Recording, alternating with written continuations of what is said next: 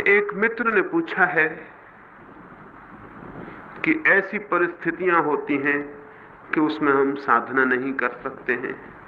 मुझे पता नहीं उनकी परिस्थितियां कैसी हैं, लेकिन मैं ऐसी एक भी परिस्थिति नहीं जानता हूं और कल्पना भी नहीं कर पाता हूं जिसमें कि साधना न की जा सके। परिस्थितियों की बात हमेशा आदमी का बहाना है और हम बहाने ईजाद करने में बहुत कुशल लोग हैं। जो हमें नहीं करना होता है उसके लिए हम हमेशा बहाना ईजाद कर लेते हैं। यूनान में एक वजीर को उसके सम्राट ने फांसी की सजा दे दी थी। सुबह तक सब ठीक था। दोपहर वजीर के घर सिपाही आए और उन्होंने घर को चारों तरफ से घेर लिया और वजीर को भीतर जाके खबर दी कि आप कैद कर लिए गए हैं और सम्राट की आज्ञा है कि आज संध्या आपको फांसी दे दी जाएगी 6 बजे। वजीर के घर उसके मित्र आए हुए थे। एक बड़े भोजन का आयोजन था, वजीर का जन्मदिन था। वो एक बड़े संगीतज्ञ को बुलाया गया था। वो अभी अभी अपनी वीणा लेकर हाजिर हुआ था। अब उसका संगीत शुरू होने को था। संगीतज्ञ के हाथ ढीले पड़ गए। वीणा उसने एक और टिका दी। मित्र उदास हो गए, पत्नी रोने लगी। लेकिन उस वजीर ने कहा, 6 बजने में अभी बहुत देर है, तब तक गीत पूरा हो जाएगा, तब तक भोज भी पूरा हो जाएगा। राजा की बड़ी कृपा है कि 6 बजे तक कम से कम उसने फांसी नहीं दी। लेकिन वीणा बंद क्यों हो गई? भोज बंद क्यों हो गया? मित्र उदास क्यों हो गए हैं? 6 बजने में अभी बहुत देर है। 6 बजे तक कुछ भी बंद करने की कोई जरूरत नहीं। लेकिन मित्र कहने लगे, अब हम भोजन कैसे करें? संगीतज्ञ कहने लगा, मैं वीणा कैसे बजाऊं? परिस्थिति बिल्कुल अनुकूल नहीं रही। वो आदमी हंसने लगा जिसको फांसी होने को थी। उसने कहा, इससे अनुकूल परिस्थिति और क्या होगी? 6 बजे मैं मर जाऊंगा। क्या ये उचित न होगा कि उसके पहले मैं संगीत सुनूं? क्या ये उचित ना होगा कि उसके पहले मैं अपने मित्रों से हंस लूं, बोल लूं, मिल लूं? क्या ये उचित ना होगा कि मेरा घर एक उत्सव का स्थान बन जाए, क्योंकि सांझ 6 बजे मुझे हमेशा को विदा हो जाना है? घर के लोग कहने लगे, परिस्थिति अनुकूल न रही कि अब कोई वीणा बजाए। घर के लोग कहने लगे, परिस्थिति अनुकूल न रही कि अब कोई भोज हो। लेकिन वो आदमी कहने लगा कि इससे अनुकूल परिस्थिति और क्या होगी जब 6 बजे मुझे हमेशा के लिए विदा हो जाना है। तो क्या ये उचित ना होगा कि विदा होते क्षणों में मैं संगीत सुनूं? क्या ये उचित ना होगा कि मित्र उत्सव करें? क्या ये उचित ना होगा कि मेरा घर एक उत्सव बन जाए, कि जाते क्षण में मेरे याद, मेरी स्मृति में हमेशा वे थोड़े से पल टके हुए रह जाएं जो मैंने अंतिम क्षण में विदाई के क्षण में अनुभव किए थे। और उस घर में वीणा बजती रही और उस घर में भोजन चलता रहा। यद्यपि लोग उदास थे, संगीतज्ञ उदास था, लेकिन वो वजीर खुश था, वो प्रसन्न था। राजा को खबर मिली। राजा देखने आया कि वो वजीर पागल तो नहीं। और जब वो पहुंचा तो घर में वीणा बजती थी और मेहमान इकट्ठे थे। और राजा जब भीतर गया तो वजीर खुद भी आनंद मग्न बैठा था। तो उस राजा ने पूछा, तुम पागल हो गए हो? खबर नहीं मिली कि 6 बजे सांझ मौत तुम्हारी आ रही? उसने कहा, खबर मिल गई, इसलिए आनंद के उत्सव को हमने तीव्र कर दिया है। उसे शिथिल करने का तो सवाल न था, क्योंकि 6 बजे मैं विदा हो जाऊंगा। तो 6 बजे तक हमने आनंद के उत्सव को तीव्र कर दिया है, क्योंकि यह अंतिम विदा के क्षण स्मरण रह जाए। राजा ने कहा, ऐसे आदमी को फांसी देना व्यर्थ है। जो आदमी जीना जानता है उसे मरने की सजा नहीं दी जा सकती है। उसने कहा, मैं वापस ले लेता हूं। ऐसे प्यारे आदमी को अपने हाथों से मारूं, ये ठीक नहीं। जीवन में क्या अवसर है, क्या परिस्थिति है, ये इस बात पर निर्भर नहीं होता कि परिस्थिति क्या है।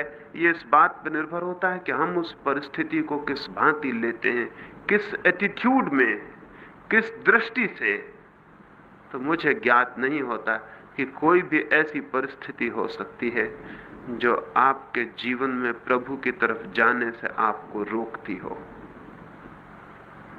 आप ही अपने को रोकना चाहते हो तो बात दूसरी है, तब हर परिस्थिति रोक सकती है। और आप ही अपने को न रोकना चाहते हो तो कोई ऐसी परिस्थिति न कभी थी और न कभी हो सकती है। थोड़ा ध्यान से अपनी दृष्टि को देखने की कोशिश आप करना, परिस्थिति पर दोष मत देना। थोड़ा ध्यान करना इस बात पर कि मेरा दृष्टिकोण, परिस्थिति को समझने की मेरी वृत्ति, मेरी अप्रोच, मेरी पहुंच तो कहीं गलत नहीं है, कहीं मैं गलत ढंग से तो चीजों को नहीं ले रहा हूं। दूसरी बात, क्या 24 घंटे में थोड़े से क्षणों के लिए अपनी परिस्थितियों से मुक्त नहीं हुआ जा सकता? नींद रोज मुक्त कर देती है, आपकी सारी परिस्थितियां बाहर पड़ी रह जाती। ना आप गरीब रह जाते, ना आप अमीर रह जाते, ना आप दुखी रह जाते, ना आप सुखी रह जाते। नींद आपको कहीं ले जाती है जहां आप परिस्थितियों के बाहर हो जाते।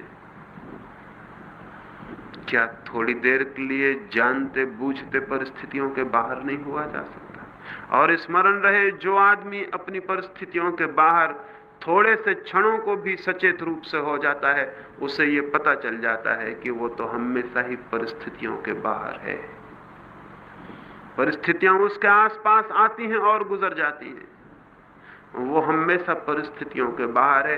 एक क्षण को भी परिस्थितियों को अतिक्रमण कर जाने पर यह पता चलता है कि मनुष्य की चेतना हमेशा परिस्थितियों के बाहर है। सांझ आती है, सुबह आती है, सूरज निकलता है, रात आ जाती है, आदमी के आसपास से सब गुजर जाता है और आदमी हमेशा अलग खड़ा रह जाता है। जिस दिन इस पृथकता का बोध होगा, जिस दिन जीवन के बीच इस साक्षी का भाव उदय होगा कि मैं तो दूर खड़ा रह जाता हूं, धाराएं आती हैं और बह जाती हैं, हवाएं आती हैं और गुजर जाती हैं, धूप आती है, शीत आती है, वर्षा आती है, गर्मी आती है और मैं दूर खड़ा रह जाता हूं, मैं पृथक अलग खड़ा रह जाता हूं। कुछ भी मुझे छूता नहीं, कुछ भी मेरे प्राणों को अतिक्रांत नहीं करता, कुछ भी मेरे भीतर जाके बदलाहट नहीं करता, मैं तो वही रह जाता हूं। चीजें आती हैं और बदल जाती हैं। जिस दिन ये एक क्षण को भी ख्याल होगा, उसी दिन जीवन भर के लिए स्थिति बन जाती है। तो थोड़ी देर परिस्थितियों के बाहर होने की क्षमता जुटानी चाहिए। परिस्थितियों के लिए रोते रहने से कोई भी फल नहीं है। ध्यान का अर्थ इतना ही है कि हम परिस्थितियों के बाहर जा रहे हैं थोड़ी देर को। ध्यान का यही अर्थ है, परिस्थितियों के बाहर उठ जाना, दूर हट जाना, ऊपर उठ जाना, परिस्थितियों के पार खड़े हो जाना। जैसे कोई हवाई जहाज पर ऊपर उड़ रहा हो, वृक्ष नीचे छूट जाते हैं, पहाड़ नीचे छूट जाते हैं, बादल नीचे छूट जाते हैं। ठीक वैसे ही जैसे ही कोई ध्यान के शून्य में प्रवेश करता है, वैसे ही परिस्थितियां, घर द्वार, पत्नी, बच्चे, अर्थ सब पीछे छूट जाता है। जीवन चेतना एक नई दिशा में उड़ान लेना शुरू कर देती है और तब पता चलता है कि जिन परिस्थितियों से हम घिरे थे, उनमें घिरे तो जरूर थे, लेकिन घिरे होकर भी हमेशा बाहर थे। जैसे सूरज बादलों में गिर जाए, ठीक वैसा मनुष्य की चेतना परिस्थितियों में गिरी है, लेकिन हमेशा बाहर है, हमेशा बाहर है। ये बाहर होने का अनुभव ध्यान से उपलब्ध होता है।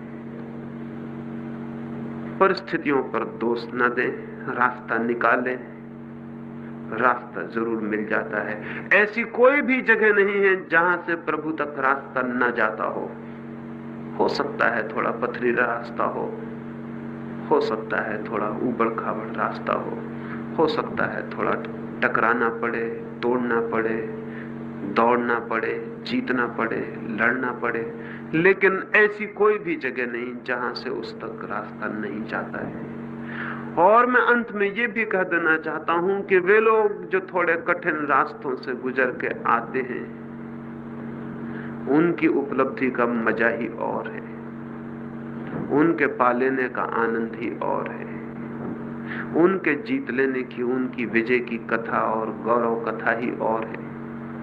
इसलिए घबराए ना, हो सकता है कठिन रास्तों से गुजर के आप और भी मधुमेह स्रोतों तक पहुंच जाएं। जो चलता ही चला जाता है, आशा और प्रतीक्षा से भरा हुआ, वो अवश्य पहुंच जाता है।